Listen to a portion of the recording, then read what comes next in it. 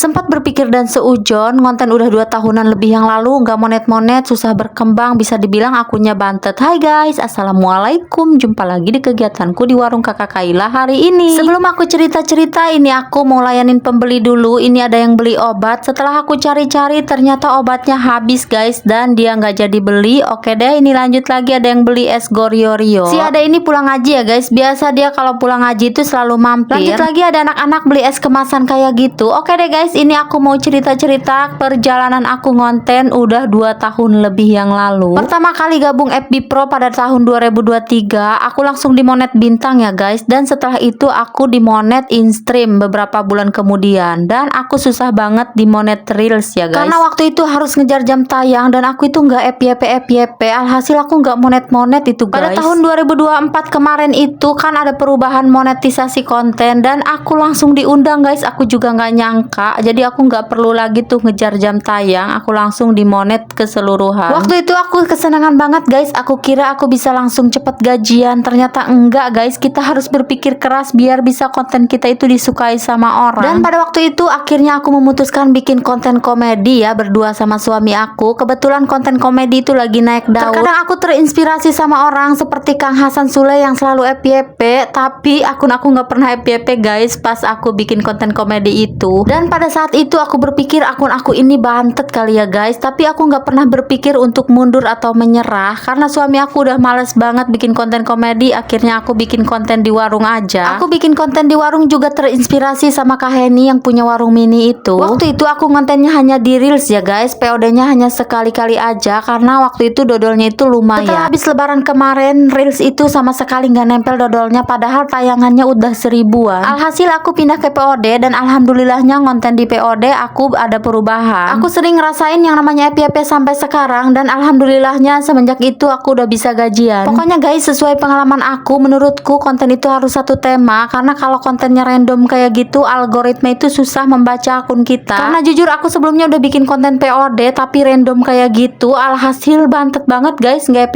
FYP, tapi semenjak satu tema alhamdulillah. Oh ya guys, karena ceritanya terlalu kepanjangan, jadi videonya aku lanjutin di besok paginya. Balik lagi ke cerita awal tadi, jadi konten itu harus satu tema dan kita harus banget evaluasi konten. Kecuali akunnya itu udah terkenal, jadi konten apa aja itu pasti dilihat sama orang. Kita kan akunnya belum besar ya guys, jadi kita itu harus berusaha dulu. Oh ya guys, aku cerita kayak gini bukan maksud menggurui, ini hanya pengalaman aku aja ya. Oke deh, videonya sampai di sini dulu, sampai di video selanjutnya.